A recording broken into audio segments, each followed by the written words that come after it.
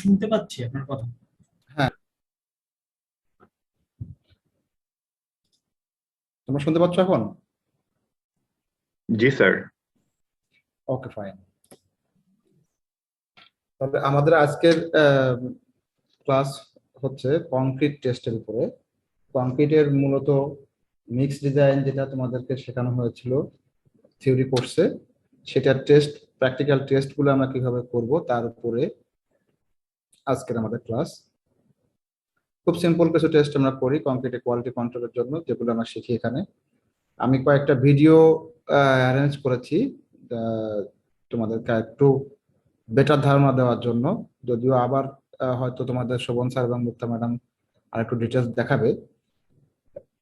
প্রথমে আমি একটু ডিসকাস করে নিয়ে তারপরে ভিডিওগুলোতে যাব।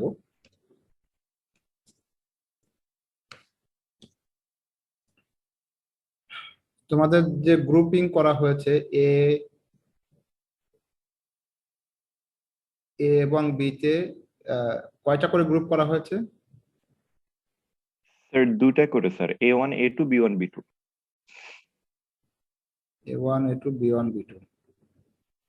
তাহলে আমরা এইটাই রাখি। আম, এই যে ডিজাইনটা আছে এই ডিজাইনটাই আমরা ফলো করব। তোমরা রিপোর্টে এটা লিখবে A1 A2, A3 জায়গায় A2 লিখবে, B1 B2। হ্যাঁ, বি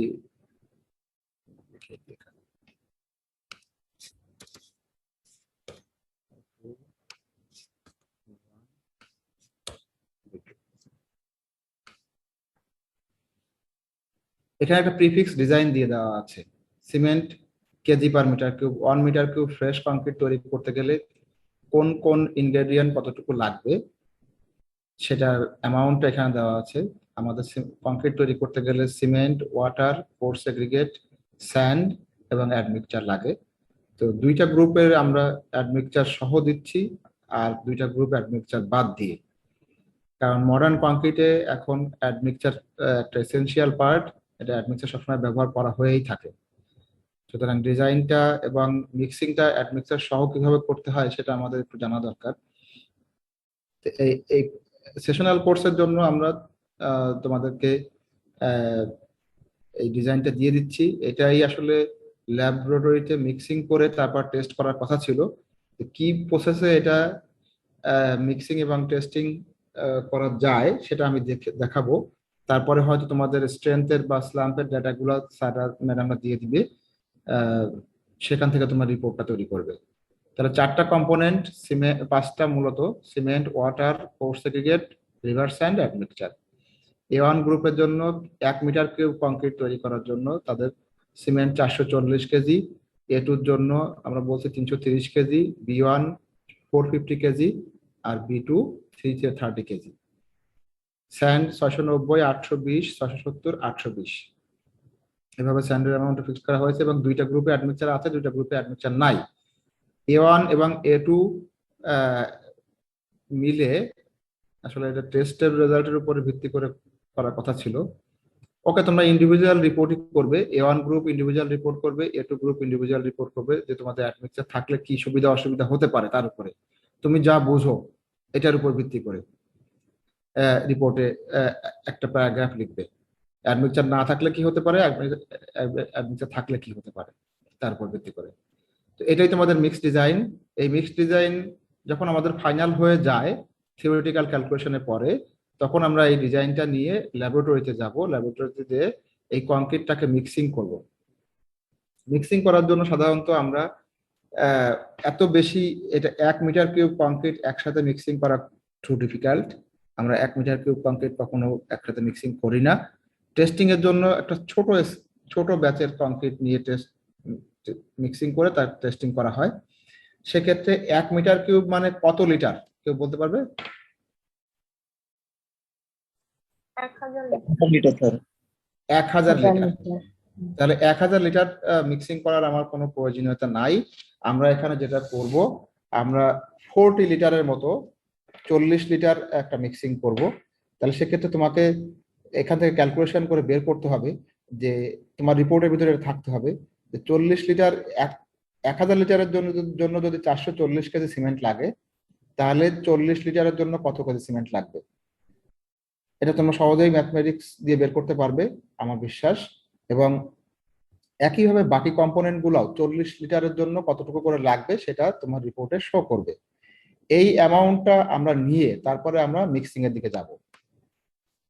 মিক্সিং এর ক্ষেত্রে দেখো আমি যেখানে অ্যাডমিক্সচার ব্যবহার করেছি টু মাছ, দুই ধরনের কংক্রিট হতে পারে, একটা নর্মাল কংক্রিট আর একটা হচ্ছে এসসিসি, আমরা এটাকে বলি সেলফ কম্প্যাক্টিং কংক্রিট।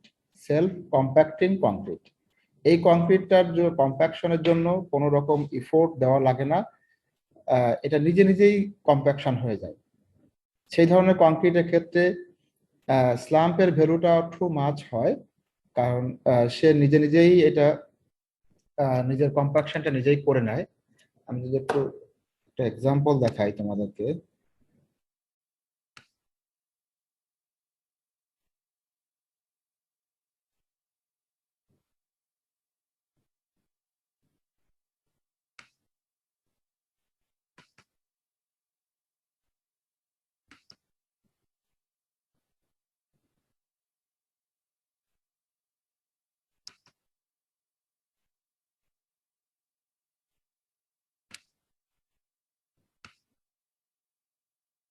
তোমরা এখন স্ক্রিনটা দেখতে পাচ্ছ না?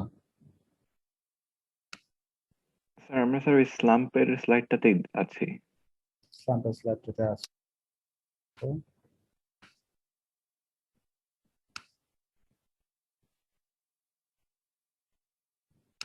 আচ্ছা, এখন আমি যদি শো করতে চাই, সাউন্ডটা কিভাবে শেয়ার করতে হবে? শেয়ার সাউন্ড কোথা থেকে অপশনটা আসবে? স্যার আপনি স্যার যখন ওই স্ক্রিনটা শেয়ার করবেন স্যার, ওই যে বক্সটা আসবে ওটার নিচে স্যার একটা চেক বক্স থাকবে। স্ক্রিনটা শেয়ার করার পরে স্যার শেয়ার করার সময় স্যার ক্লিক করার পরেই স্যার আসবে। ও আচ্ছা আচ্ছা, ওখান থেকেই আমাকে করতে হবে তো। আচ্ছা, Yes, sir. Fine. Share sound, okay fine. এখন কি স্ক্রিনটা দেখা যাচ্ছে? জি স্যার। ওকে ফাইন, এখন একটু দেখো।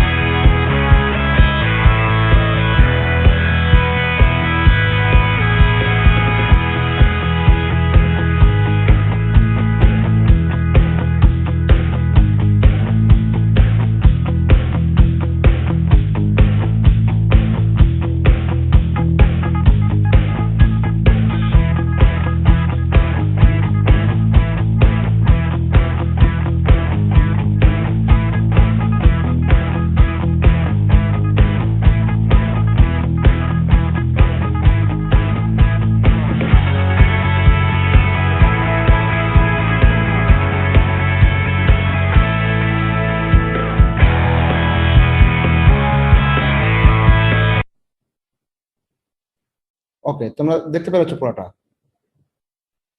Yes sir. এটা আমি একটা ডেমনস্ট্রেশন দেখালাম। এটা মোস্ট মডার্ন কংক্রিট। আমরা এখন যদি চিন্তা করি, এই কংক্রিটের ক্ষেত্রে আমি যেটা বলছিলাম যে সেলফ কম্প্যাক্টিং, সে নিজে নিজে এটা তোমরা যেভাবে দেখলে যে কংক্রিটটা আসলে একদম ফ্লুইডের মতো, ওয়াটারের মতো সে মুভ করে। তাকে প্রিপেয়ার করে নিয়ে এসে এখানে খুলে ডোরটা ওপেন করে দেওয়ার সাথে সাথে একদম লিকুইডের মতো সে চলে আসছে এবং পুরো জায়গাটা সে দখল করে নিচ্ছে। এই ধরনের কেজে আমরা চাই যে তার ভিসকোসিটি, কংক্রিটটার ভিসকোসিটি একদম মিনিমাম হোক। সে তার যে ফাঁক ফোকর আছে শাটারিং এর ভিতরে পুরো জায়গাটাই সে নিজে দখল করে নিক, নিজের সেলফ ওয়েটের কারণে নিজে নিজেই কম্প্যাকশন করে নিবে। তাহলে ওখানে কম্প্যাকশনের জন্য অতিরিক্ত কোনো ইফোর্ট দেওয়া লাগবে না। এটাকে বলা হয় সেলফ কম্প্যাক্টিং কংক্রিট। তার কম্প্যাকশনটা সে নিজে নিজে করে ফেলতে পারে।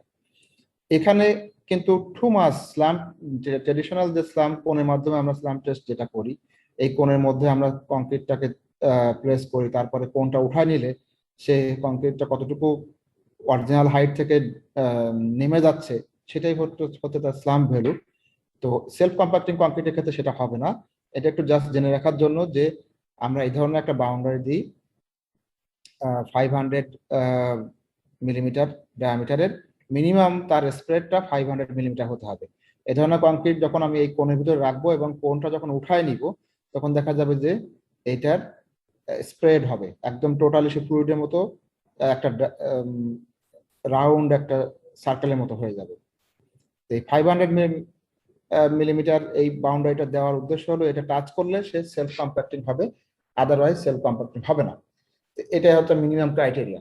সেক্ষেত্রে কিন্তু সেলফ কম্প্যাক্টিং কংক্রিটের ক্ষেত্রে স্লাম টেস্ট বলে না, এটাকে বলে স্লাম ফ্লো টেস্ট।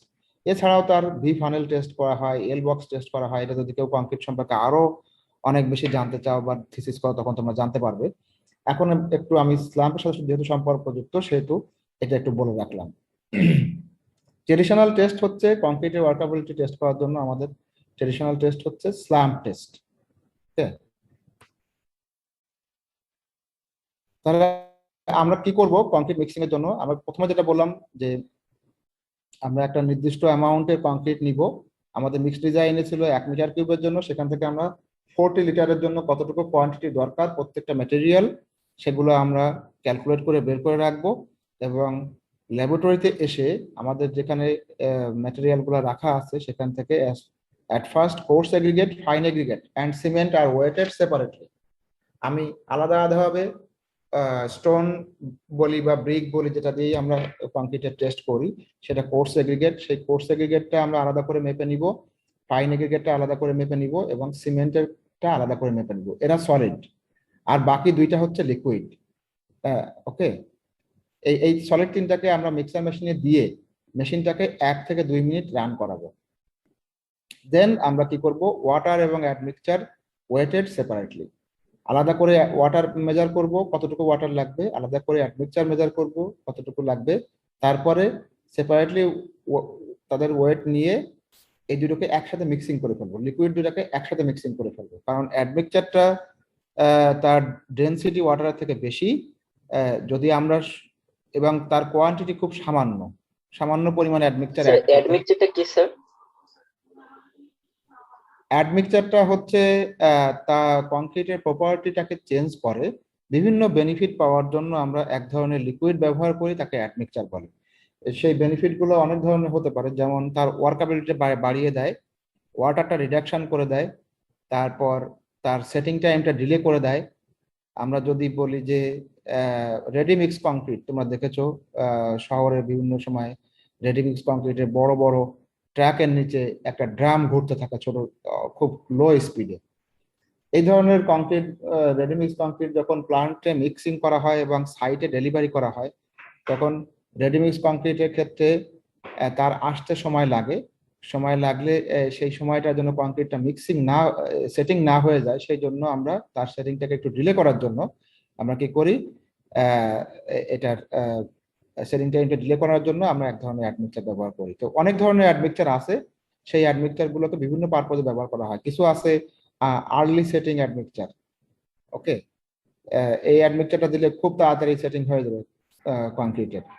সেটা যেখানে ইমার্জেন্সি রিপেয়ার ওয়ার্ক করতে হবে সেখানে আমাদের দেওয়ার প্রয়োজন হয়। আবার কিছু কিছু অ্যাডমিক্সচার আছে করোশন ইনহেবিটিং অ্যাডমিক্সচার, যে আমাদের মেরিন এনভায়রনমেন্টে চিটাগাং বেল্টে যদি আমরা কাজ করি, তাহলে রেইনফোর্সমেন্টের করোশন হতে পারে, মরিচে পড়ে যেতে পারে, সেটাকে রোধ করার জন্য এক ধরনের অ্যাডমিক্সচার দেওয়া হয়। তারপর পিগমেন্ট অনেক সময় দেওয়া হয় কংক্রিটকে কালার করার প্রয়োজন হলে। এই ধরনের বিভিন্ন রকম অ্যাডমিক্সচার আমরা কংক্রিটে ব্যবহার করে থাকি। ওকে, এখন মডার্ন কংক্রিটে স্যার এটা অলওয়েজ লিকুইড হয়? অলওয়েজ লিকুইড হবে, মোস্ট অফ দ্য কেসে লিকুইড হবে এটা। যেহেতু এটা লিকুইড, সেই জন্য আমরা ওয়াটার এবং অ্যাডমিক্সচারটাকে এরপরে আলাদা আলাদা মাপ দিয়ে নিব, মাপ দিয়ে নিয়ে তারপরে সেটাকে একসাথে মিক্সিং করব। একসাথে মিক্সিং করে তারপরে আমরা এটাকে মিক্সার মেশিনে দিব। এই অ্যাডমিক্সচার এবং ওয়াটারের যে মিক্সচারটা, সেটা মিক্সার মেশিনের ভিতর দিব, দিয়ে এই টোটাল 5টা জিনিস একই সাথে আবার 5 মিনিট মিক্সিং করব, যাতে হোমোজেনিয়াস কংক্রিট মিক্স তৈরি হয়। যখন হোমোজেনিয়াস কংক্রিট মিক্স তৈরি হয়ে যাবে 5 মিনিট পরে, তখন আমরা ফ্রেশলি মিক্স কংক্রিটটা বের করে নিয়ে আসবো মিক্সচার মেশিন থেকে। বের করে নিয়ে এসে আমরা স্লাম টেস্ট করব। স্লাম টেস্ট প্রথমে দেখবো যে আমার টার্গেট স্লাম কতটুকু ছিল। তোমরা যখন মিক্স ডিজাইন করেছো, তখন মিক্স ডিজাইনে একটা টার্গেট স্লাম থাকে, সেটা 1 ইঞ্চি থেকে 3 ইঞ্চি হতে পারে, 3 ইঞ্চি থেকে 4 ইঞ্চি হতে পারে, 4 to 6 ইঞ্চি হতে পারে। এই ধরনের একটা রেঞ্জ থাকে, বিভিন্ন জায়গায় বিভিন্ন রকম আমাদের স্ল্যাম্প প্রয়োজন হয়। তো আমি যেটা টার্গেট করেছিলাম সেই স্ল্যাম্পটা আসছে কিনা সেটা আমরা চেক করব স্ল্যাম্প টেস্টের মাধ্যমে। যখন স্ল্যাম্পটা ওকে হয়ে যাবে, যদি আমার স্ল্যাম্প টেস্টে ওকে না হয়, স্ল্যাম্পটা ফেল করে, কম বেশি হয়ে যায়, তাহলে আমার ডিজাইনটা অ্যাডজাস্ট করতে হবে। আদারওয়াইজ আমরা যদি স্ল্যাম্পটা ওকে থাকে তখন আমরা এটাকে কম্প্রেসিভ স্ট্রেংথ যত জন্য টার্গেট করেছিলাম, যে স্ট্রেংথের জন্য আমরা এটাকে ডিজাইন করেছিলাম, সেই স্ট্রেংথ আসছে কিনা আসলে প্র্যাকটিক্যালি সেটা টেস্ট করার জন্য আমরা সিলিন্ডার তৈরি করব, কংক্রিটের সিলিন্ডার, এবং সেই কংক্রিটের সিলিন্ডারটা একটা নির্দিষ্ট ডেটে আমরা এটাকে টেস্ট করে দেখব যে আমার যে কম্প্রেসিভ স্ট্রেংথ টার্গেট ছিল সেটা অ্যাচিভ হয়েছে কিনা। এটা হতে পারে অনেক সময় আমরা ইভেন একদিনের পরেও টেস্ট করি, 3 দিন পরে টেস্ট করি, 7 দিন পরে টেস্ট করি, 28 দিন, 90 দিন, কখনো 56 দিন, 28 × 2 56 দিনে টেস্ট করা হয়, কখনো 1 বছর পরে টেস্ট করা হয়। এভাবে আমরা টেস্টগুলো করতে থাকি।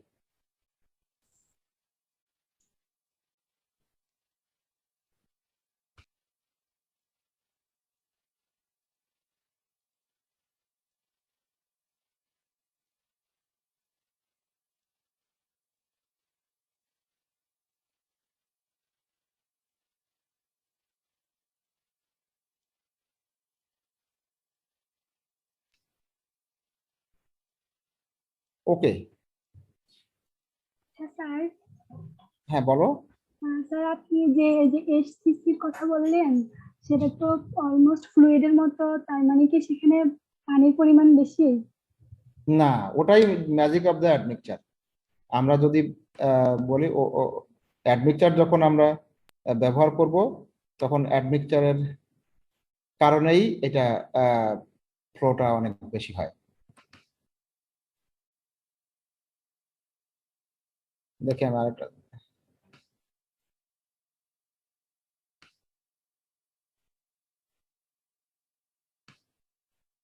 এটা বিভিন্ন ধরনের অ্যাডমিক্সচার আছে এখন বাজারে। আহ,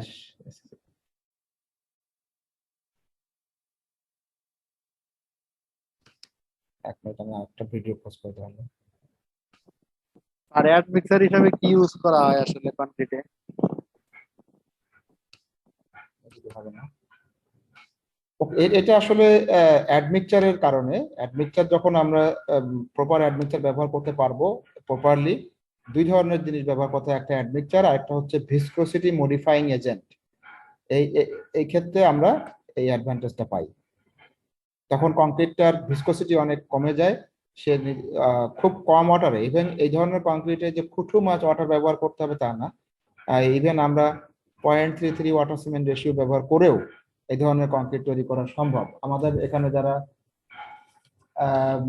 এর আগে থিসিস করেছে, আমার আন্ডারে কয়েকটা গ্রুপ করেছে সেলফ কম্প্যাক্টিং কংক্রিট নিয়ে, তারা এই ধরনের কংক্রিট তৈরি করতে পেরেছে। স্পেশালি 14 ব্যাচের 2জন লেডি, তারা সুরায়া এবং তাবাসসুম, তোমরা তাদেরকে দেখেছো কিনা আমি জানি না। ওরা সেলফ কম্প্যাক্টিং এবং হাই স্ট্রেংথ 70 মেগাপাস্কেল কংক্রিট ল্যাবরেটরি তৈরি করেছিল। সেটা নিয়ে আমরা একটা পেপার নিয়ে কাজ করছি। এনিওয়ে, আমাদের আজকের যেটা ছিল, আমরা একটু টেস্টগুলো দেখি যে আমরা কিভাবে ল্যাবরেটরিতে অ্যাকচুয়ালি কাজটা করব।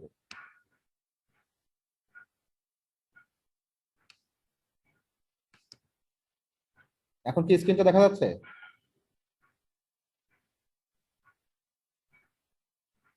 Yes, sir.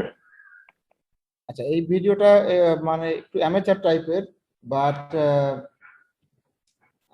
এখানে মানে ডেমনস্ট্রেশনটা আছে, হ্যাঁ, যে কি করতে হবে।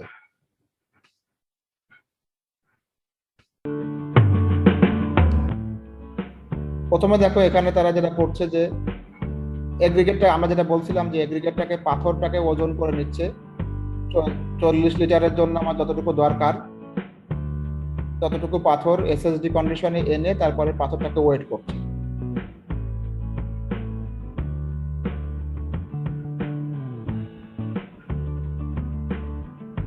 টোটাল তার যতটুকু পাথর লাগবে এই পাথরটা নিয়ে সে মিক্সার মেশিনের ভিতর দিচ্ছে এখন।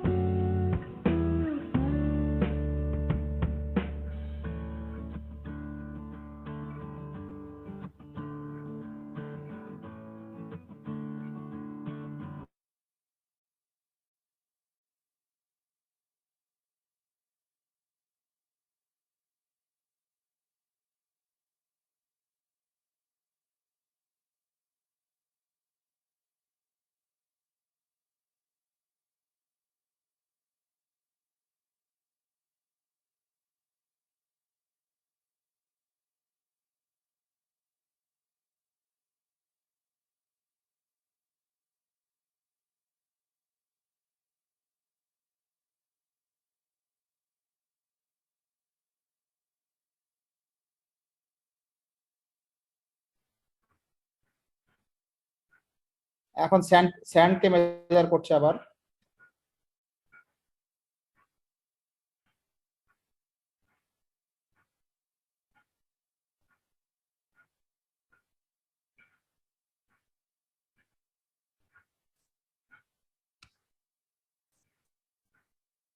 মেজারমেন্ট করে স্যান্ডগুলোকে আবার একইভাবে মিক্সার মেশিনের ভিতর দিয়ে দিচ্ছে।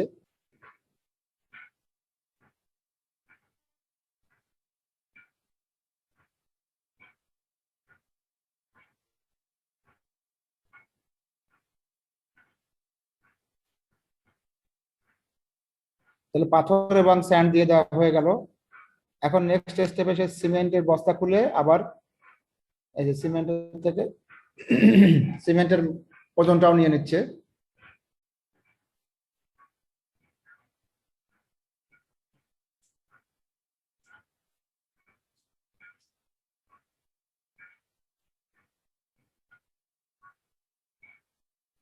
আমাদের 40 লিটার ওয়েট 40 লিটার মিক্স তৈরি করার জন্য যে পরিমাণ সিমেন্ট তোমার ওই ক্যালকুলেশন থেকে আসবে ততটুকু সিমেন্টই আমরা নিব, নিয়ে এই সিমেন্টটাকে মেজারমেন্ট করে নিয়ে আবার একইভাবে সিমেন্টটাকেও মিক্সার মেশিনের ভিতর দেওয়া হলো।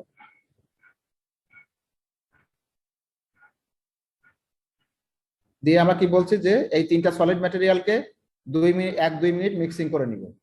তারপর আমার পানিটা মেজারমেন্ট করতে হবে, কি পরিমাণ পানি লাগবে। এখানে বলে রাখা ভালো যে পানিটা যদিও ভলিউম মেজার করাটা অনেক সময় ইজি, বাট আমাদের কংক্রিট মিক্সিং এর ক্ষেত্রে পানিটাও কিন্তু আমরা কেজিতে দিব, এটা ভলিউমে না। কখনো কনফিউজ হবে না যে পানিটা ভলিউমে দিতে হবে, পানিটাও আমরা মেজারমেন্ট করে দিব কেজিতে, ওয়েটে কনভার্ট করে। ধরে নিব যে এটা 1 সিসি মানে 1 গ্রাম, এভাবে ধরে নিব।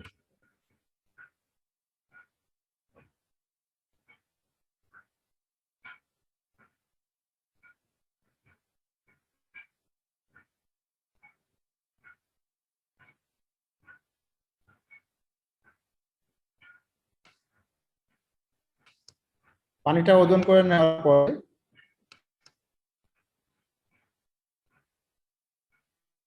এই যে আমরা ট্যাঙ্কটা দেখতে পাচ্ছি, এই ট্যাঙ্কের ভিতরে অ্যাডমিক্সচার আছে যে বিভিন্ন কোম্পানি তৈরি করে। আমাদের দেশে বিএএসএফ, এটা জার্মান বেসড কোম্পানি, তারা আমাদের দেশে প্ল্যান্ট আছে তাদের, তারা অ্যাডমিক্সচার তৈরি করে। ফ্রেঞ্চ বেজ একটা কোম্পানি আছে ফসরক। আগে আমাদের দেশে প্ল্যান্ট ছিল না, রিসেন্টলি তারা চিন্তা করেছে যে বাংলাদেশে একটা প্ল্যান্ট দিবে। ফসরক এখন এখানে প্ল্যান্ট তাদের ম্যানুফ্যাকচারিং প্ল্যান্ট তৈরি দেওয়ার চেষ্টা করছে। আর এছাড়াও ইম্পোর্ট করে নিয়ে আসা যায়, সিকা একটা কোম্পানি আছে SIKA সিকা, তারাও বিভিন্ন ধরনের অ্যাডমিক্সচার তৈরি করে এবং বিশ্ববিখ্যাত সিকা কোম্পানি। তো সিকা আমাদের দেশে নাই, এটা ইন্ডিয়া থেকে আমাদেরকে ইম্পোর্ট করে নিয়ে আসতে হয়। এছাড়াও দুবাই বেসড কিছু অ্যাডমিক্সচার কোম্পানি আছে, তারা অ্যাডমিক্সচার তৈরি করে বিভিন্ন পারপাসের জন্য। এইটা যতদূর মনে হচ্ছে সিকা হতে পারে তার একটা ক্যান। তো ওয়াটারটা মেজারমেন্ট করার পরে অ্যাডমিক্সচারটাকেও মেজারমেন্ট করতে হবে।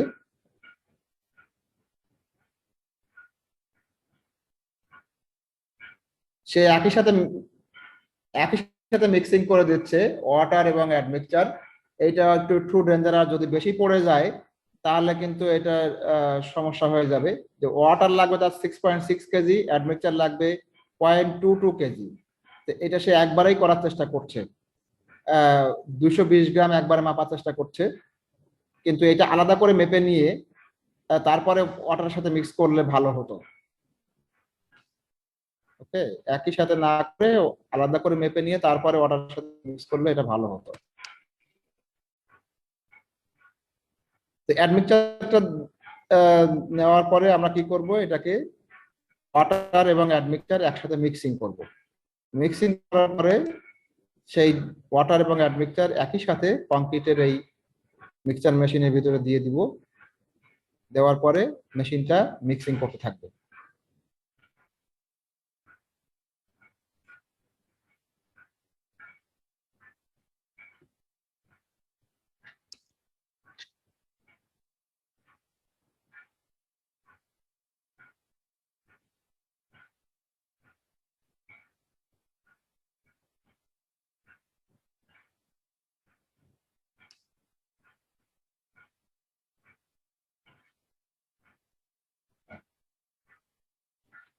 যখন 5 মিনিট মিক্সিং শেষ হয়ে গেল, মিক্সিং শেষ হয়ে গেলে সে মেশিন থেকে আমরা এই ফ্রেশলি মেড কংক্রিট এটাকে বের করে নিয়ে আসব। এখন কংক্রিটের স্লাম টেস্ট হবে। ওকে, স্লাম টেস্ট করার জন্য আমি স্ট্যান্ডার্ড প্রসিডিউর যেটা আমাদের American Society of Civil engineer ASTM testing materials, ও সরি এটা স্লাম টেস্ট না, স্লাম টেস্ট হচ্ছে এটা।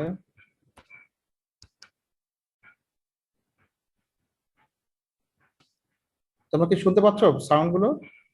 স্যার সাউন্ডটা শোনা যাচ্ছে না। সাউন্ড শোনা যাচ্ছে না? না স্যার। আরেকবার শেয়ার করার চেষ্টা করি।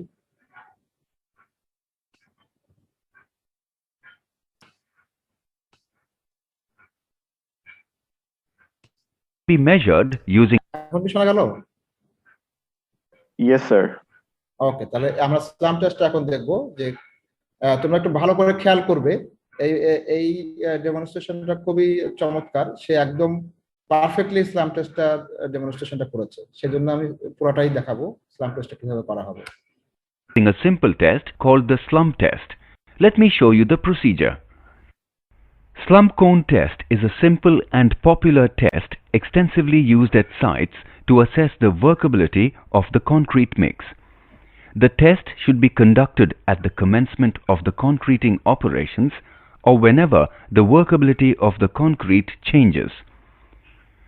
The মানে জাস্ট কংক্রিট যখন মিক্সিং শেষ হবে, মিক্সিং এর শেষ হওয়ার পরপরই আমাদের স্লাম টেস্টটা করে ফেলতে হবে। apparatus for conducting the slump test essentially consists of a metallic mold in the form of a frustum of a cone with a base plate. A steel tamping rod of 16 mm diameter and 60 cm height is to be used for compacting.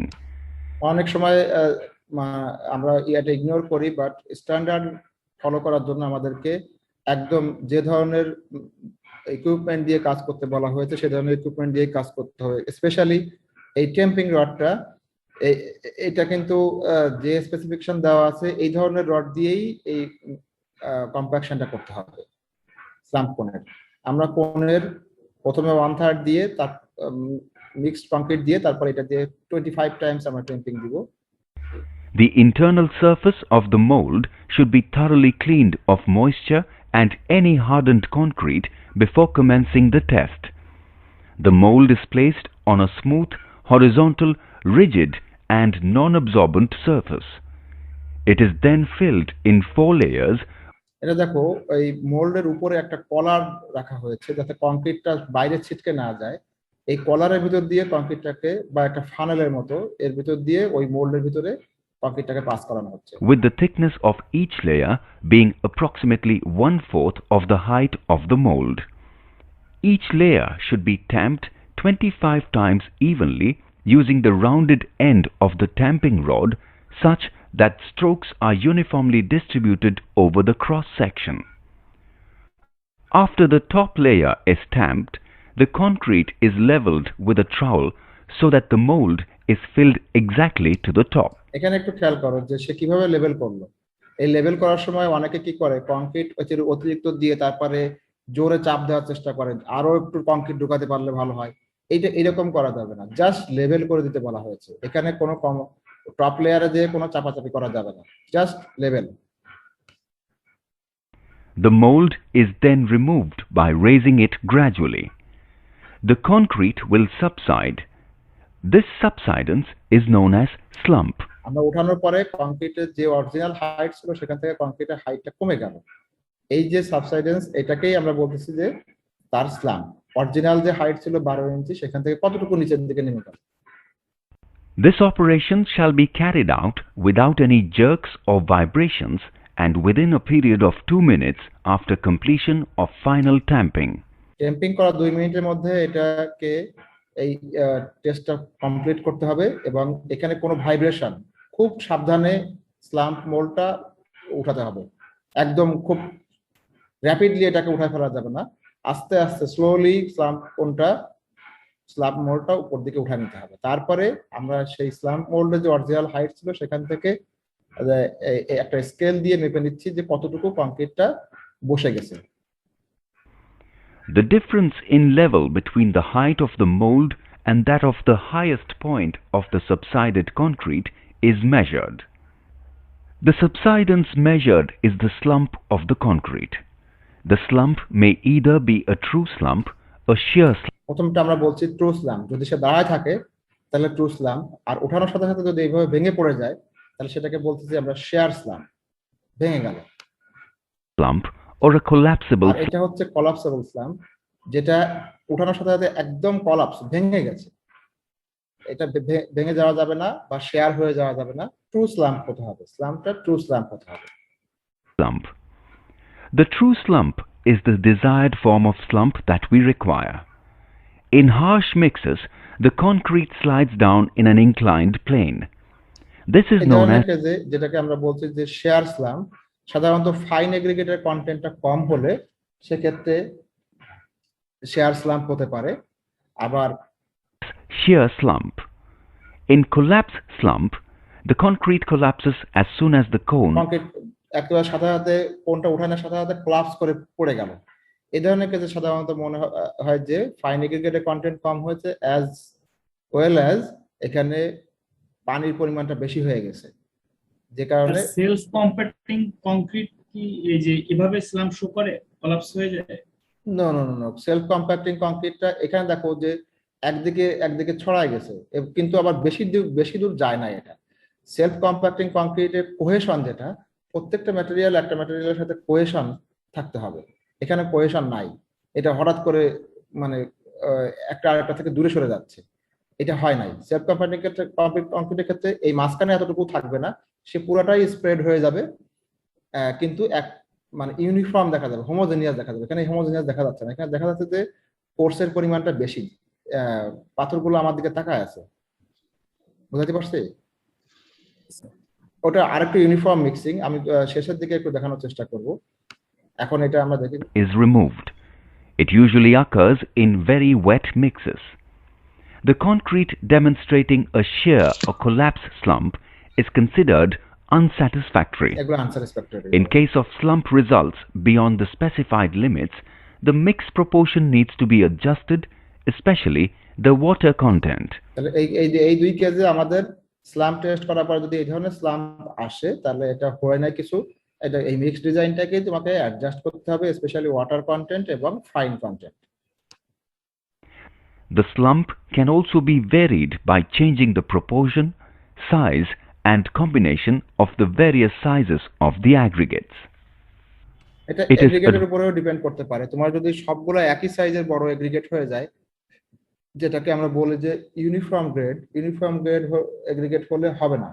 আমাদের দেশে contractor যারা, তাদের একটু ধারণা হচ্ছে 3/4 down grade aggregate মানে সবগুলা ওরা সিপ দিয়ে বাছাই করে সুন্দর করে সবগুলা 3/4 থেকে একটু ছোট সাইজের এগ্রিগেট পাঠায় টেস্ট করতে দেয়, কিন্তু ওই ধরনের এগ্রিগেট দিয়ে কংক্রিট ভালো হবে না।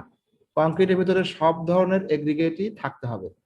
এক এক বড় সাইজের এগ্রিগেট থাকবে, তার থেকে একটু ছোট সাইজের এগ্রিগেট থাকবে, তার থেকে আরো একটু ছোট সাইজের এগ্রিগেট থাকবে, এরপর ফাইন এগ্রিগেট থাকবে, তারপরে সিমেন্ট থাকবে। এরা সবাই মিলে পুরো ম্যাট্রিক্সটা ডেন্স করবে। এক সাইজের বড় বড় সাইজের এগ্রিগেট হলে এটা কখনোই কংক্রিটের জন্য ভালো হবে না। Advisable to assess the workability of concrete mix using a slump cone. Ensure that the cone is filled in a proper manner as indicated. Notice the type of slump.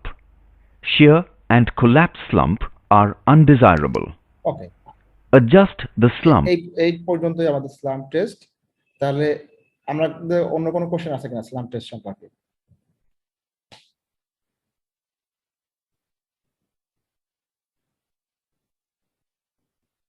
Slam test সম্পর্কে কোনো question আছে কিনা?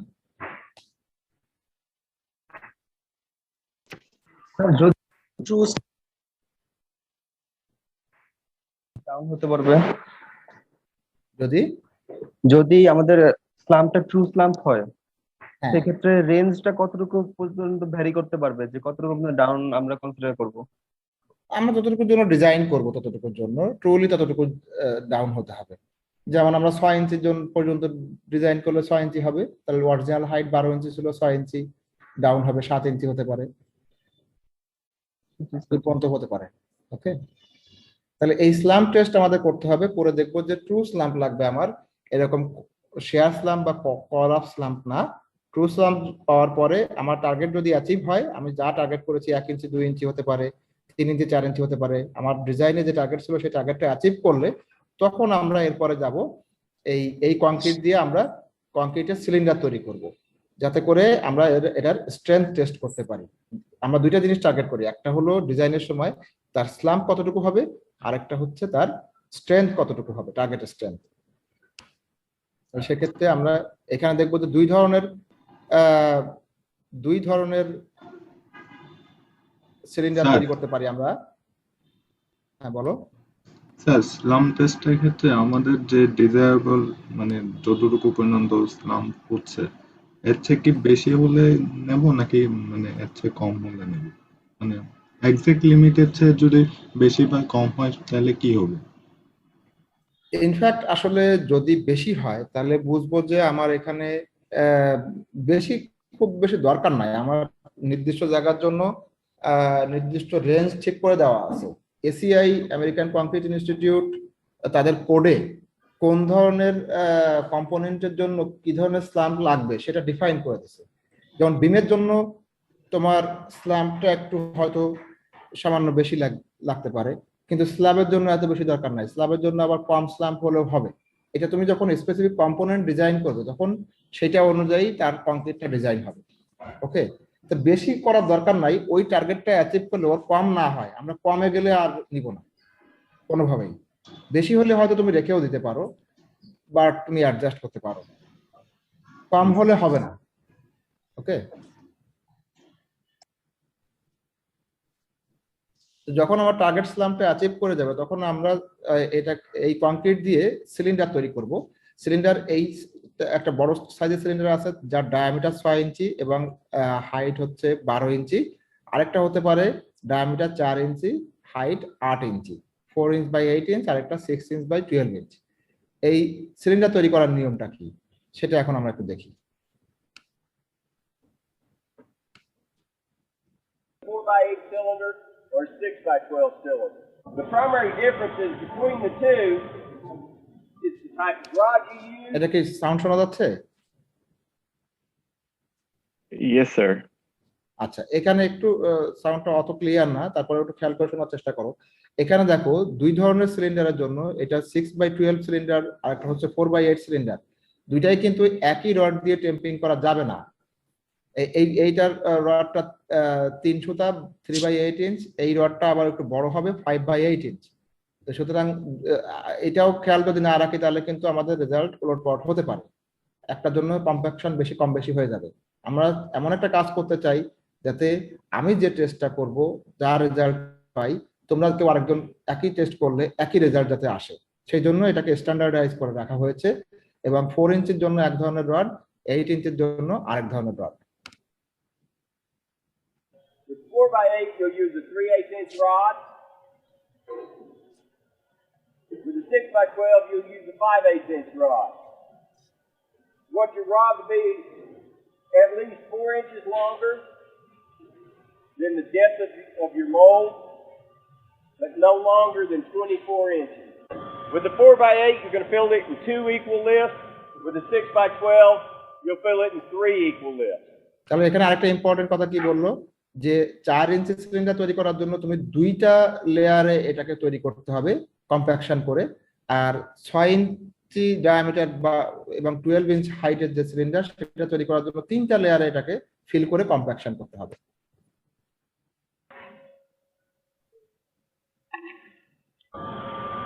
You're going to rod it 25 times, circular motion, around the outside, work your way in. You want to fully penetrate.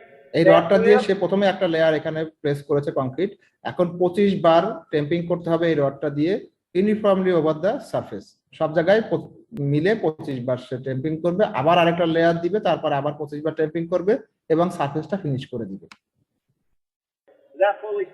Without forcibly striking the bottom of the mold.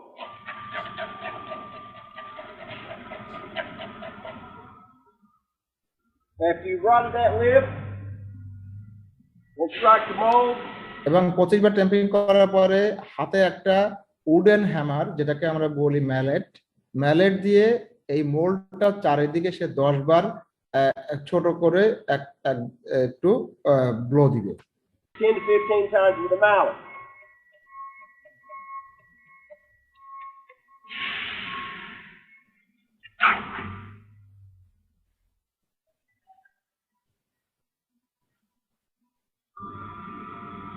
আবার 25 বার tamping করছে।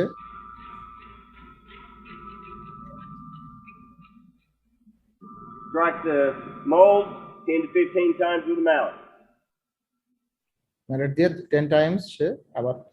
With the 6x12, it's going to be done in the same procedure, just with 3 equal lifts, rodding 25 times, striking with a mallet 10 to 15 times. তাহলে 6/12 এর শুধুমাত্র 3 বারে করতে হবে, আর কোনো difference নেই। With the mallet. But according to the ASTM, you can use the mallet on these molds as long as they're not susceptible to damage when struck with the mallet.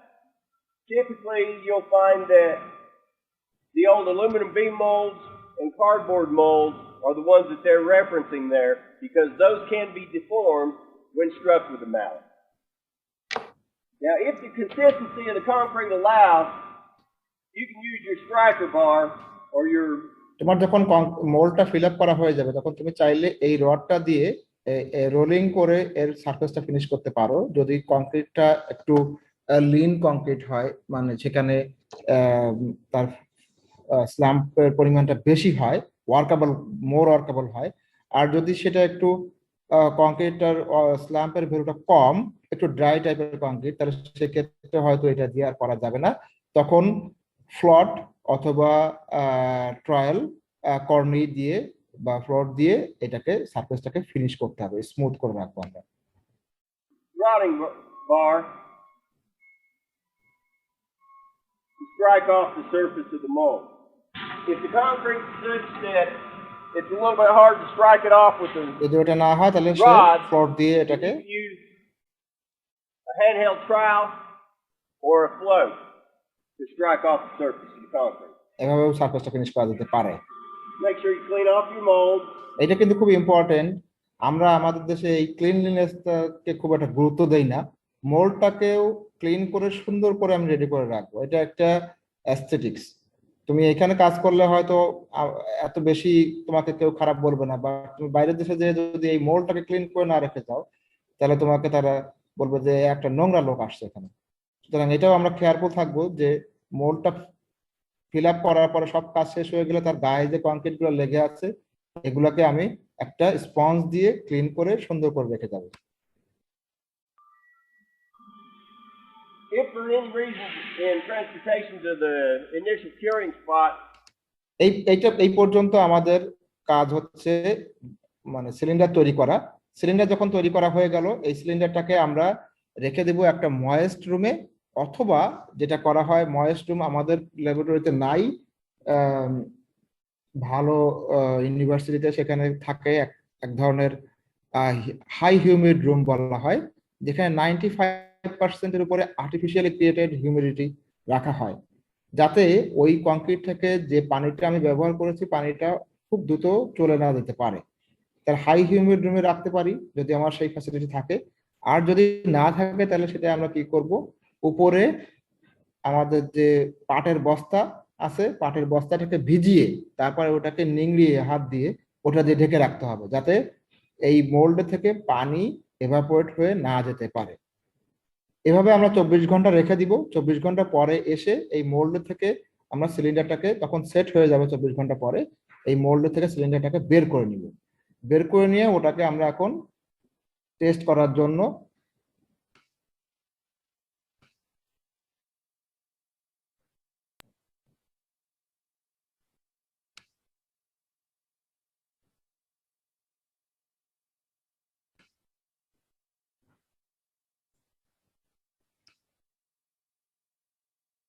এখন আমরা টেস্ট করতে যাব। সিলিন্ডারটা তৈরি হয়ে যাওয়ার পরে টেস্ট করার সময় খেয়াল রাখতে হবে যে এখানে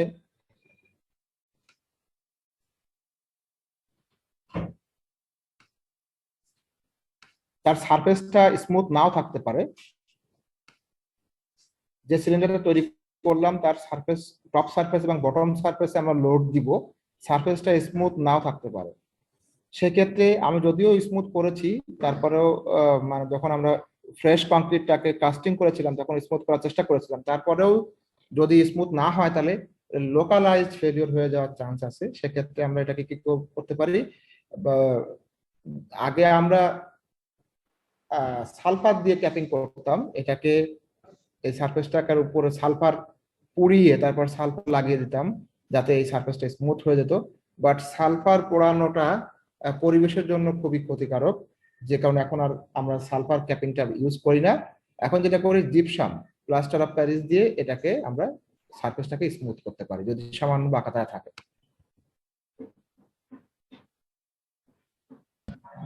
এটা প্লাস্টার অফ প্যারিস দিয়ে ক্যাপিং করে সে সারফেসটাকে ফিনিশ করেছে। যদি আমার প্লাস্টার অফ প্যারিস না থাকে তাহলে আমাদের ল্যাবরেটরিতে এই ধরনের রাবার ক্যাপিং আছে।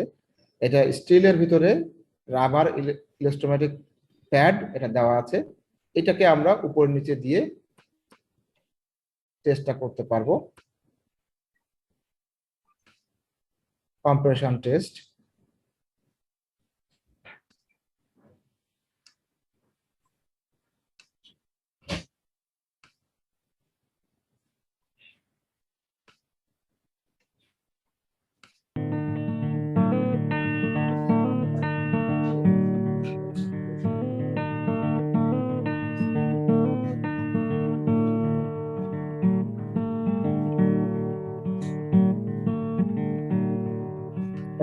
প্রথম কাজটা কি, আমি যে সিলিন্ডারটা তৈরি করেছি তার ডায়ামিটার, আমি তার ডায়ামিটারটা মেজার করছি দুইবার, একবার এই দিক থেকে মেজার করব আরেকবার এই দিক থেকে মেজার করব ডায়ামিটার, এবং সেটার এভারেজ হিসেবে আমরা তার ডায়ামিটার কনসিডার করব। আবার তার লেন্থটাও আমরা মেজারমেন্টে রাখবো।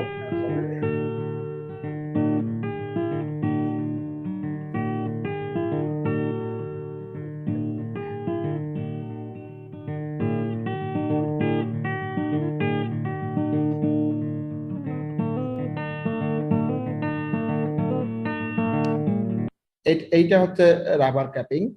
এ ধরনের একটা মানে আয়রনের মোল্ডের মধ্যে তার ভিতরে রাবার দেওয়া আছে, এই ধরনের রাবার দেওয়া আছে আয়রনের মধ্যে। এই ক্যাপটা আমরা উপরে একটা দিব, নিচে একটা দিব।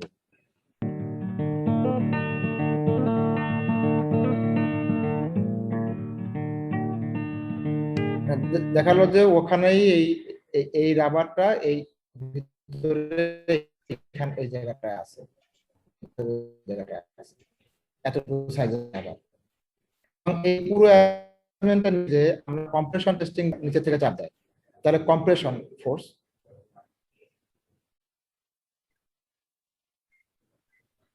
মেশিন উপর থেকে লোড দিবে, নিচের থেকে লোড দিবে, কম্প্রেশন ফোর্স। সেই কম্প্রেশন ফোর্সের কারণে কি হবে, এই সিলিন্ডারটা একসময় ক্রাশ করে ভেঙে যাবে।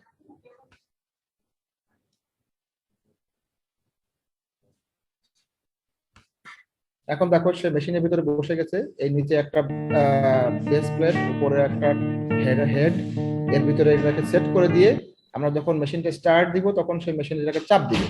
চাপ দিলে এখানে ডায়াল যেটা আছে, ডায়ালে আস্তে আস্তে লোডটা বাড়বে এবং তোমরা খেয়াল করে দেখবা এই সিলিন্ডারটার গায়ের সারফেসে চেঞ্জ আসতেছে, এদিক থেকে ভেঙে যাবে, কংক্রিট চারিদিক থেকে ভেঙে একসময় সে ক্র্যাশ হয়ে যাবে।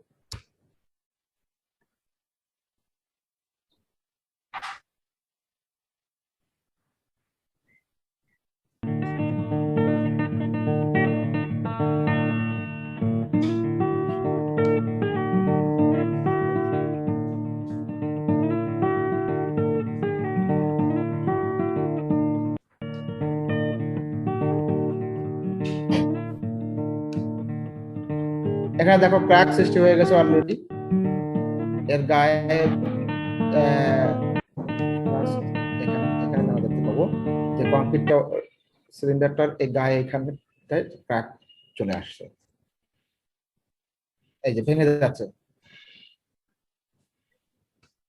যখন ভেঙে যাবে, ভেঙে যাওয়ার সময় আমরা ফাইনালি যার এখান থেকে এই জায়গা থেকে আমরা দেখতে পাবো ম্যাক্সিমাম লোড, যার উপরে আর লোডটা উঠবে না। যখন ক্র্যাশ হয়ে যাবে তখন একটা আলটিমেট লোড আমরা পাবো এখান থেকে, এর উপরে আর লোডটা উঠবে না। সেটাকে আমরা নোট করে রাখবো মেশিন থেকে, নোট করে রেখে ফাইনালি আমরা তার স্ট্রেংথটা কিভাবে ক্যালকুলেট করব, তার লোড পার ইউনিট এরিয়া, এটা হচ্ছে ultimate load per unit area. লোডটা আমরা মেশিন থেকে পাবো আর এরিয়াটা আমরা কোথা থেকে পাবো, এই যে এভাবে লোড দেওয়া হয়েছে, কম্প্রেশন লোড, তার ডায়ামিটার, তারপরে strength equal to ultimate load by area of concrete. Area of concrete হচ্ছে, এটা যেহেতু সিলিন্ড্রিক্যাল শেপ, এটা pi D square by 4, pi D square by 4। ডায়ামিটারটা আমরা জানি, এটা হতে পারে 4 ইঞ্চি অথবা 6 ইঞ্চি, যে সাইজের সিলিন্ডার আমরা টেস্ট করি।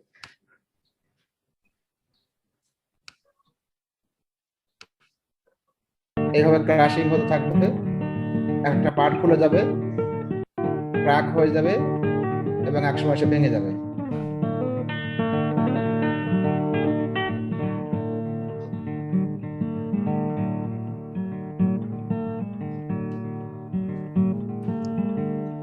ওকে, তাহলে এই ক্রাশিং করার পরে আমরা তখন লোডটা দিয়ে তার স্ট্রেংথটাকে মেজার করব। আমাদের কংক্রিট টেস্টিং এ তাহলে মূল কাজ হচ্ছে দুটো, একটা হলো তার স্ল্যাম্পটা টেস্ট করা, আরেকটা হচ্ছে তার স্ট্রেংথটাকে চেক করা। আমি যে স্ল্যাম্পের জন্য, টার্গেট স্ল্যাম্পের জন্য এটাকে ডিজাইন করেছিলাম এবং যে স্ট্রেংথের জন্য ডিজাইন করেছিলাম, এগুলো আমরা পাচ্ছি কিনা।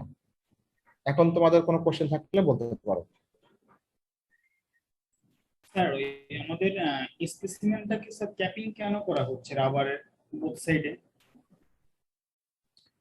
ক্যাপিং করা হচ্ছে কারণ আমরা যদিও এটাকে চেষ্টা করছি যে একটা মোল্ড, ইউনিফর্ম মোল্ডের ভিতরে দেওয়ার জন্য, তারপরেও যদি ক্যাপিং না করি তাহলে উপরের যে সারফেসে যে সামান্য কম মানে এদিক সেদিক থাকে, তাহলে লোডটা যখন দেওয়া হবে, আমি যদি ওখানে যাই আরেকবার,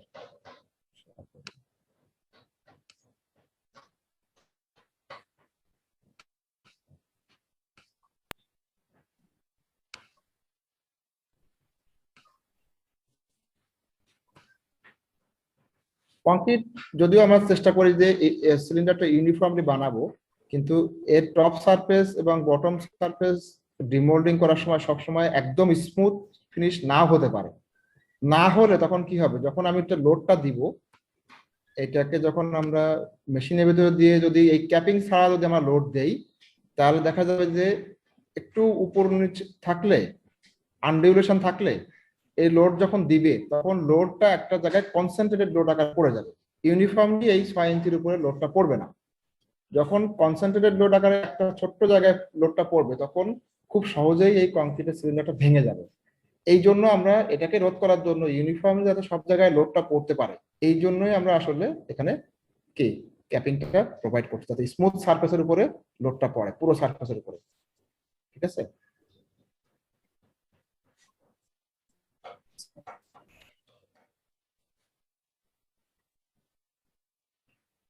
আর কিছু কোশ্চেন? স্যার হ্যাঁ বলো। স্যার শুরুতে যে স্যার অ্যাডমিক্সারটা ইউজ করা হয়েছিল ওটা কি স্যার স্ট্রেংথের উপর কোনো প্রভাব ফেলে, মানে ফাইনালি আমরা যে ইউজ করছিলাম? অবশ্যই স্ট্রেংথ বাড়বে। অ্যাডমিক্সার ব্যবহার করলে স্ট্রেংথ বাড়ানোর জন্যই আমরা অ্যাডমিক্সার ব্যবহার করি।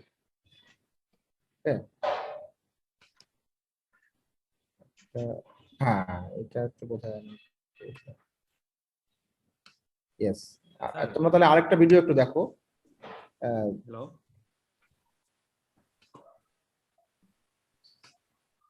হ্যাঁ বলো। স্যার, মিক্স ডিজাইনের ক্যালকুলেশনটা কি দেখাবেন? আমি এই ভিডিওটা একটু দেখাই, এটা একটু দেখো। অ্যাডমিক্সারের কাজটা আসলে একটু ক্লিয়ার হবে তাহলে।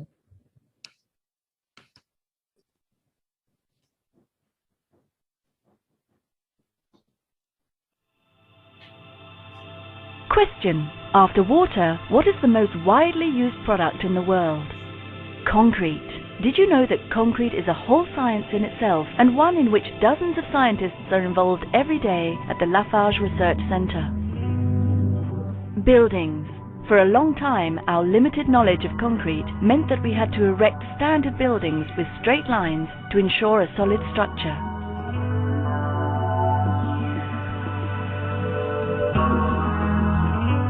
Our research into the chemistry of concrete has enabled us to design a more pliable and sturdy type of concrete, allowing more daringly shaped and more spectacular buildings to be built. To achieve this, we studied the very nature of concrete, analyzing it on a microscopic scale. Fresh, standard concrete meets all durability and solidity requirements, but it is often extremely hard and viscous and difficult to work with.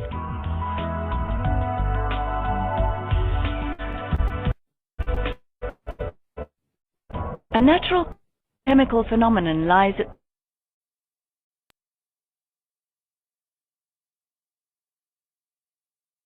Particle গুলো সাধারণত তাদের কাছে সারফেসে যে charge থাকে, চার্জের কারণে একটা একটাকে অ্যাট্রাক্ট করার চেষ্টা করে।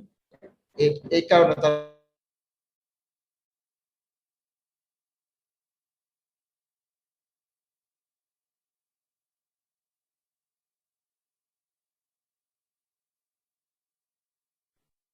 commonly known as superplasticizers.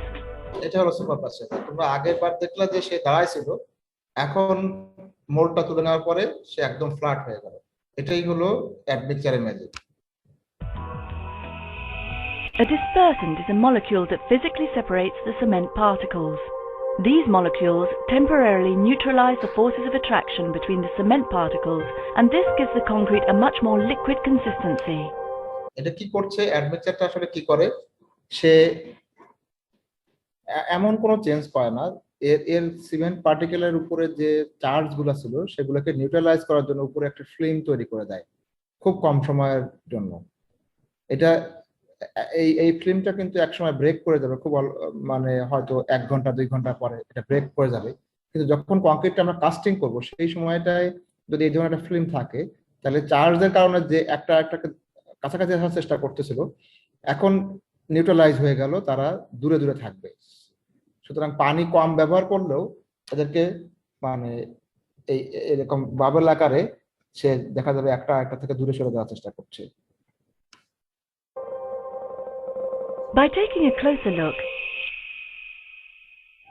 we can see that superplasticizer molecules are made up of long chains and links.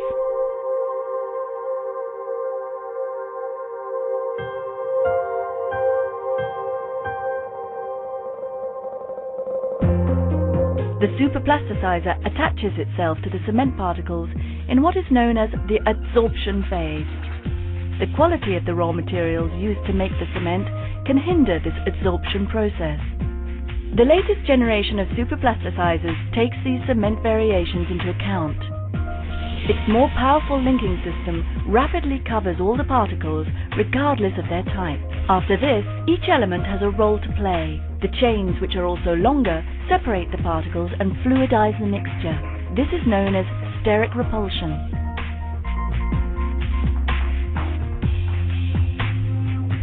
On reaction with water, crystals form on the cement particles, cancelling out the superplasticizer's separating effect. To এভাবে keep যখন সিমেন্টের রিয়াকশনটা শুরু হয়ে যায় তখন সিমেন্টের particle থেকে এই ধরনের নিডল সাইজের খুব ন্যানো স্কেলের এই ধরনের নিডল তৈরি হয় এবং আস্তে আস্তে এই সুপারপ্লাস্টাইজারের ইফেক্টটা চলে যায় তখন। এটা সুপারপ্লাস্টাইজারের মেইন টেকনিক। আরেকজন কি জানি একটা জিজ্ঞেস করছিল, বলো তো। স্যার হলো ওই যে ডিজাইন মিক্সিং এর ইটা কি করাবেন ক্যালকুলেশনটা স্যার? কেন তোমাদের থিওরিতে পড়ায় নাই? জি স্যার, ওইখানে একটু সমস্যা ছিল তো, ওয়াটার অ্যাডজাস্টমেন্টটা একটু দেখাই দিলে ভালো হতো স্যার। ওয়াটার অ্যাডজাস্টমেন্ট মানে মিক্সিং এর পরে? জি স্যার, জি স্যার, মিক্সিং এর পর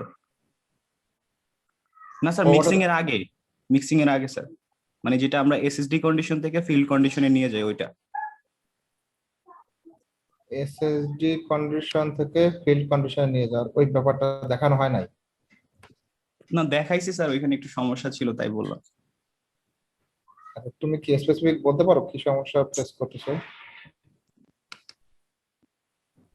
ওইখানে স্যার যে জিনিসগুলো দেওয়া থাকে স্যার হলো টোটাল ময়েশ্চার আর হলো সারফেস ময়েশ্চার, এরকম টাইপের ডাটা দেওয়া থাকে না স্যার।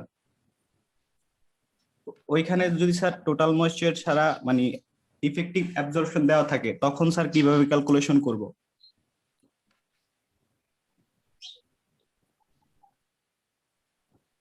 বা হচ্ছে স্যার স্যার বুঝতে ইফেক্টিভ পারছি। অ্যাবজর্পশন জিনিসটা কি স্যার? আমি এটা নিয়ে একটু আলোচনা করতেন একটু।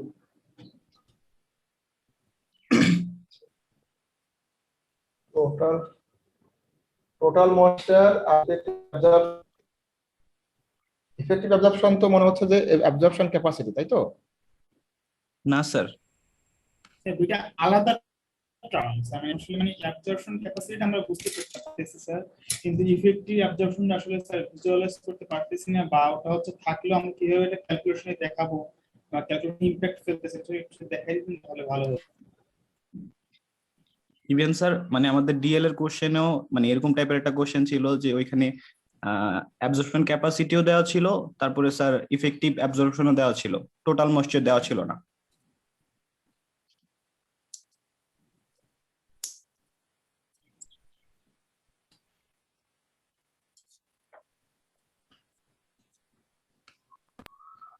এটা কি দেখা যাচ্ছে? জি স্যার।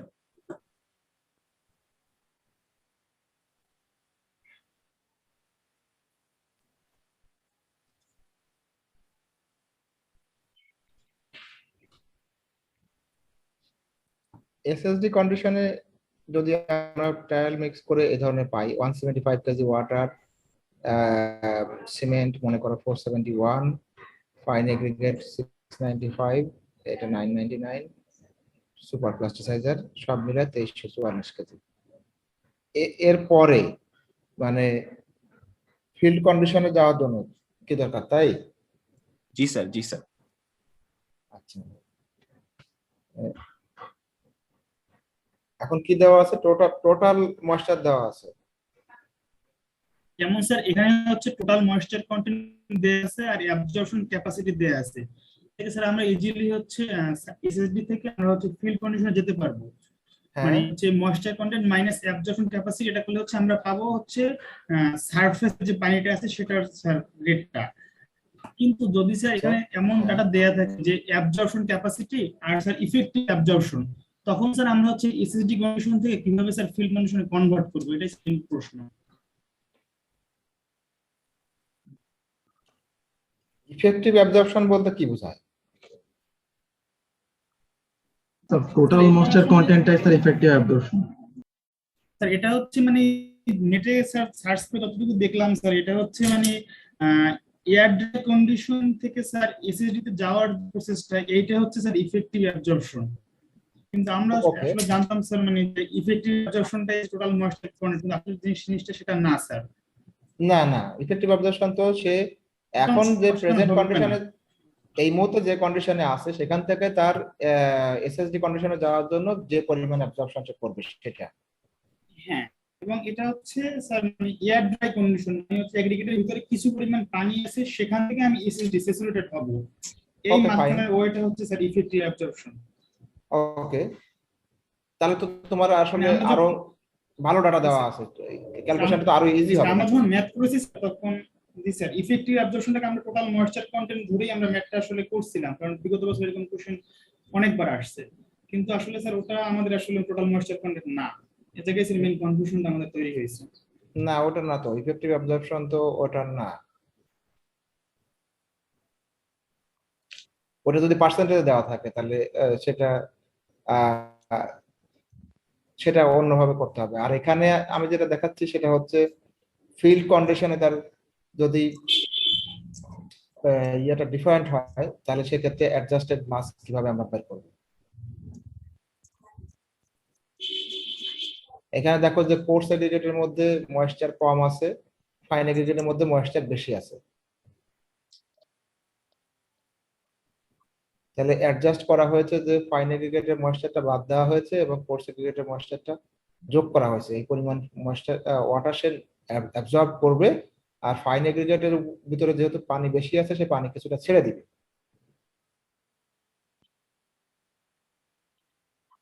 ঠিক আছে? জি স্যার। স্যার মানে ফিল্ড কন্ডিশনে যাইতে হলে তো মানে আমার মিনিমাম ওই টোটাল ময়েশ্চার কন্টেন্টটা লাগবে, তাই না স্যার? ফিল্ড কন্ডিশনে যেতে হয়, ফিল্ড কন্ডিশনে যেটা থাকবে সেটা টেস্ট করতে হবে, ফিল্ড কন্ডিশনে কি পরিমাণ ময়েশ্চার আছে। এখন ফাইন এগ্রিগেটের ক্ষেত্রে ফিল্ড কন্ডিশনে ময়েশ্চার অ্যাবজর্পশন ক্যাপাসিটি থেকে কমও থাকতে পারে, বেশিও থাকতে পারে। জি স্যার, জি স্যার। যদি কম থাকে তাহলে সে পানিটা আরো শোষণ করবে, সেক্ষেত্রে পানি বাড়া দিতে হবে আর এগ্রিগেটের পরিমাণ কমা দিতে হবে। জি স্যার, কোশ্চেনে ওই জিনিসটাই দেওয়া নাই যে আসলে ফিল্ড কন্ডিশনে টোটাল ময়েশ্চারটা কত, ওটা দেওয়া নাই স্যার একদমই।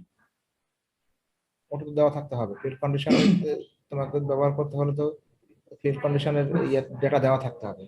যেমন ওইটার এখানে বদলে স্যার ইফেক্টিভ অ্যাবজর্পশন দিছে স্যার। হ্যাঁ, ইফেক্টিভ অ্যাবজর্পশন দিলেও তো তুমি বের করতে পারবা। ইফেক্টিভ অ্যাবজর্পশন মানে সে আরো সহজ হয়ে গেল কাজটা, সে ইফেক্টিভলি কতটুকু অ্যাবজর্ব করবে।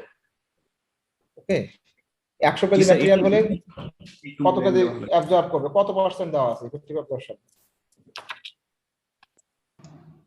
স্যার হ্যাঁ বলো। স্যার আমরা যে এখানে যে কংক্রিটের টেস্টটা যে করতেছি এটা তো ল্যাবে যখন করব, হ্যাঁ তখন আমরা যে কোর্স এগ্রিগেট আর ফাইন এগ্রিগেট যেগুলো ইউজ করব ওইগুলো কি এসএসডি কন্ডিশন বানাই করে নেব, নাকি আমরা ফিল্ড কন্ডিশন থেকেই আমরা ওয়াটার অ্যাডজাস্ট করে দেন করব? এসএসডি কন্ডিশনে করে নিয়ে ট্রায়াল মিক্স দেওয়াটা সবচেয়ে বেস্ট। মানে আমরা যখন ল্যাবে করব কারণ হচ্ছে এটা ল্যাবরেটরিতে আমরা এক্সাক্ট টেস্টটাই করতে চাই। এখন হঠাৎ করে তুমি পানি মিক্স করে দিলে আর সাথে সাথে যে এগ্রিগেট ওয়াটার অ্যাবজর্ব করে নেবে তা না, এটা অ্যাবজর্ব করতে আপ টু 24 আওয়ার্স লাগে। তাহলে আমাদেরকে যে ডাটাগুলো দেওয়া থাকবে ওইগুলো কি তাহলে এসএসডি কন্ডিশনের ডাটাই দেওয়া থাকবে?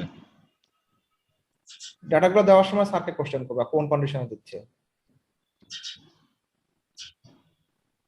স্যার আরেকটা কোশ্চেন ছিল, যেটা হচ্ছে অ্যাডমিক্সচার ইউজ করার ফলে আমার মিক্স ডিজাইনে মানে কিরকম চেঞ্জটা আসবে, কোন জায়গায় চেঞ্জটা আসবে অ্যাডমিক্সচার ইউজ করার ফলে?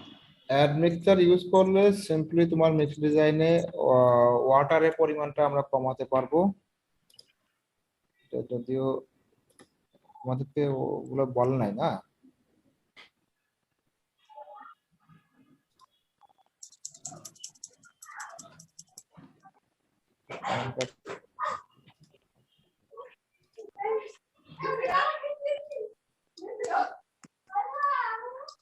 এটা দেখতে পাচ্ছ? জি স্যার। আচ্ছা, এখানে দেখো আমরা এই স্টেপ গুলো পার করে আসছি যে একটা সেফটি মার্জিন রাখতে হয়, ঠিক আছে?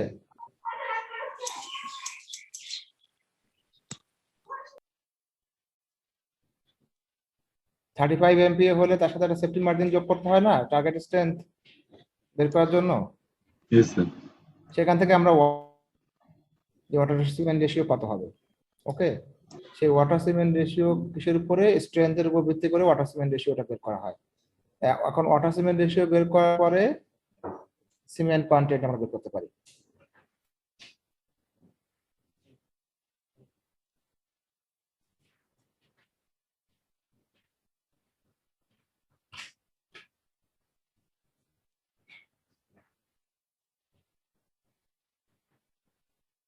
এখান থেকে ওয়াটার সিমেন্ট রেশিওটা যখন আমরা পেয়ে যাব, তারপরে ওয়াটার কন্টেন্ট,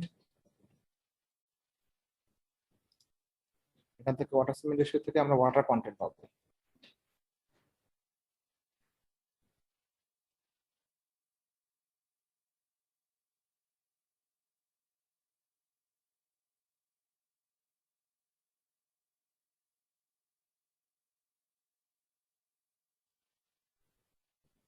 ওয়াটার কন্টেন্ট আমরা কোথা থেকে পাচ্ছি, সরি এটা ওয়াটার কন্টেন্ট এখান থেকে পাচ্ছি না, প্রথমেই আমরা পাচ্ছিলাম থেকে, এখান থেকে ওয়াটার কন্টেন্ট পাচ্ছি।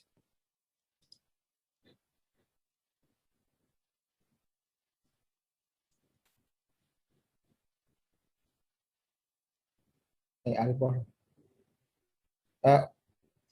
এই দেখো ওয়াটার কন্টেন্টটা কোথা থেকে, ম্যাক্সিমাম সাইজ স্লাম্প ভ্যালু এবং maximum size of poor segregate, এখান থেকে আমরা ওয়াটার কন্টেন্ট পাই না। Yes, sir. The water.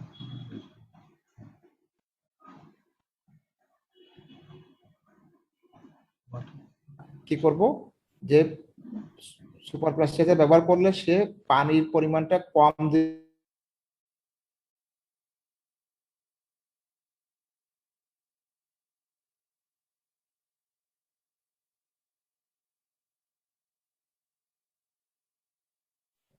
20% water কম দিলেও একই পরিমাণ স্লাম্প আসবে। সেক্ষেত্রে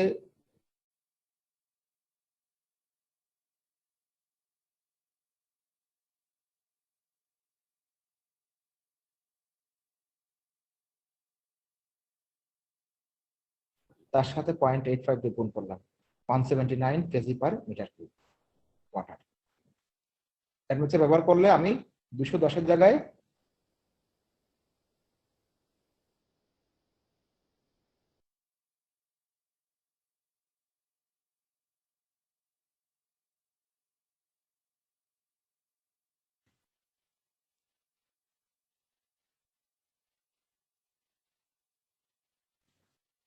হ্যালো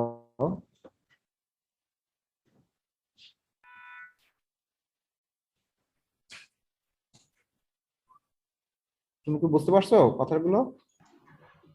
স্যার লাস্টের পার্টটা বুঝিনি, মানে ওয়াটার আচ্ছা এই পার্টটা তো বুঝতে পারছো যে স্লাম্প এবং ম্যাক্সিমাম সাইজ অফ পোর সেগ্রিগেটের উপর ভিত্তি করে ওয়াটার কন্টেন্ট থাকবে, ঠিক আছে? Yes, sir. আচ্ছা, এরপরে আমরা যদি অ্যাডমিক্সার ব্যবহার করি, অ্যাডমিক্সারের কাজ হলো পানির পরিমাণটা কম ব্যবহার করেও আমরা সেম স্লাম্পটা পাবো, এটা হলো অ্যাডমিক্সারের কাজ। তাহলে আমরা ধরে নিচ্ছি যে এই অ্যাডমিক্সার মেগাফ্লো 230 এটা ব্যবহার করলে 15% ওয়াটার রিডাকশন করা সম্ভব হবে। তাহলে আমার অরিজিনাল ওয়াটার ছিল 210, এখান থেকে যদি 0.85 15% মানে তার 85% পানি দিলেও হবে এই 210। আমি 0.85 দিয়ে গুণ করলে 179 কেজি পার মিটার কিউব। এই পরিমাণ ওয়াটার দিলেও, এই সেম পরিমাণ ওয়াটার দিলে আমি একই স্লাম্প পাবো এই অ্যাডমিক্সারের কারণে। তাহলে পানি যখন আমি কমায় ফেলবো তখন দেখো এখানে যেটা হচ্ছে, এখন আমরা পানি ওই 179 দিয়েই করতেছি। সিমেন্ট রেশিও আমার এই স্ট্রেংথের জন্য দরকার ছিল 0.71 কেজি সিমেন্ট আসতেছে। হাউএভার এই 0.38 যদি আমার ওয়াটার সিমেন্ট রেশিও দরকার হয় এবং 210 কেজি হলে কত হয় দেখো, 210 বাই 0.,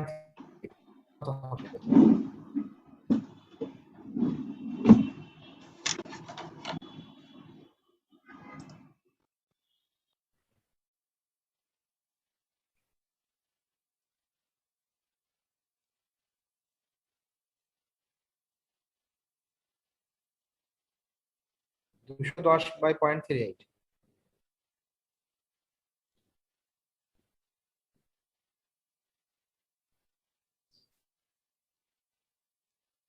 হ্যালো,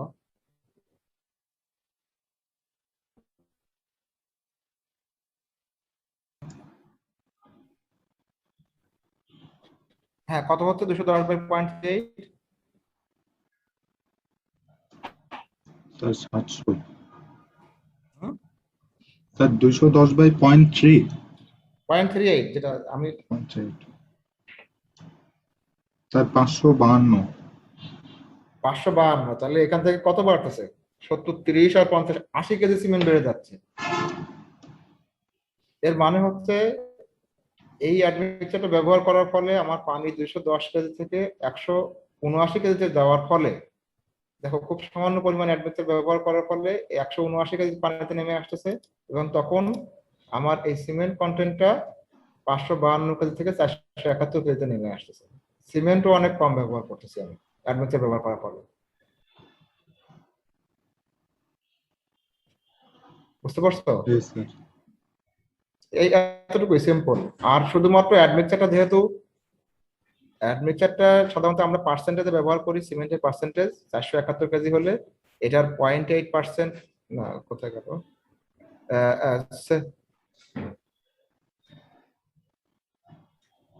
এটা সাধারণত একটা পার্সেন্টেজে ব্যবহার করা হয়, 0.7, 0.8% অফ সিমেন্ট। তাহলে 100 কেজি সিমেন্ট হলে 0.7 কেজি বা 0.8 কেজি। 400 কেজি হলে কত হবে? 0.8 করে যদি হয়, তাহলে এই 471 গুণ 0.8 কত হয়? 376 ভাগ 100 পার্সেন্ট, তো 0.8%, 3.76। তাহলে 3.76 কেজি অ্যাডমিক্সার দিবা 1 মিটার কিউবের মধ্যে, সেক্ষেত্রে তোমার সিমেন্ট কমে যাবে 80 কেজি। 3.76 কেজি অ্যাডমিক্সার দিলে সিমেন্ট কমে যাবে 80 কেজি। ওকে, তখন ওই অ্যাডমিক্সারটাও লিকুইডের মতো, আমরা ওটাকে ওয়াটারের কন্টেন্ট থেকে বাদ দিয়ে দিই। এই যে 4 কেজি বাদ দিয়ে দিলাম 179 থেকে, তাহলে ওয়াটারটা 175 আর সাথে 4 কেজি অ্যাডমিক্সার, এটাও যেহেতু লিকুইড, সব মিলায় 179 কেজি লিকুইড হবে। এতটুকুই চেঞ্জ অ্যাডমিক্সার ব্যবহার করতে। স্যার অ্যাডমিক্সচারের ওয়েটটা যদি আরেকবার বলতেন একটু। অ্যাডমিক্সারের ওয়েটটা তুমি ধরে নিতে পারো 0.7%, 0.7 to 0.8% অফ সিমেন্ট কন্টেন্ট। সিমেন্টের 0.7, 0.8%, আমি ধরে নিলাম 0.8%। তাহলে এই সিমেন্ট যা, এর 0.8% কত হয়? 71 into 0.8 ইন্টু সিমেন্ট বাই 100। জি স্যার বুঝছি। বাই 100, 3.76 ওভাবে আসছে অ্যাডমিক্সারের কন্টেন্ট। ঠিক আছে? জি sir.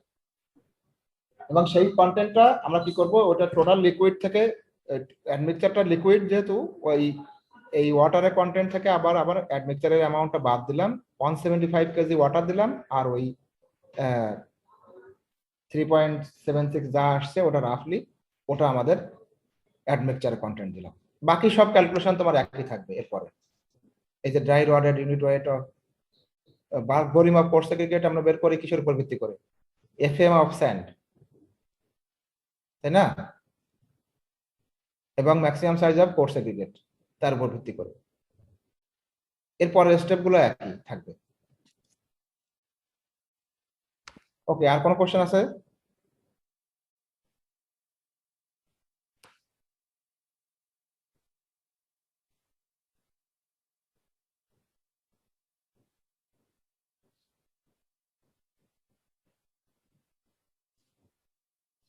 Anything else?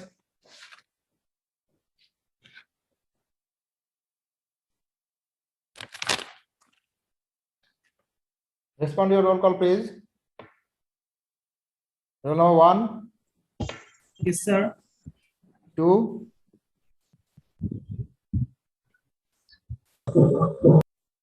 3. Yes, sir. 4. 5. Yes, sir. 6. Yes, sir. 7. Yes, sir. 8, Yes, sir. 9, 10, Yes, sir. 11, Yes, sir. 12, Yes, sir. 13, Yes, sir. 14, Yes, sir. 15, 16, 17, Yes, sir. 18, Yes, sir. 19, Yes, sir. 20, Yes, sir. 21, Yes, sir. 22, Yes, sir. 23, Present, sir. 24, Yes, sir.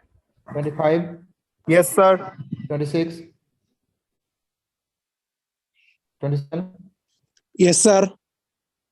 20, 28, Present, sir. 20, Present, sir. 29, Yes, sir. 30, 31, Yes, sir. 32, Yes, sir. 33, Yes, sir. 34, Yes, sir. 35, Yes, sir. 36, Yes, sir. 37, Yes, sir. 38, Yes, sir. 39, Yes, sir. 40, 41, Yes, sir. 42, Yes, sir. 43, Yes, sir. 44, Yes, sir. 43K, 43, Yes, sir. 44, Yes, sir. 45, Yes, sir. 46, 47, Yes, sir. 48, Yes, sir. 49, Yes, sir. 50, Yes, sir.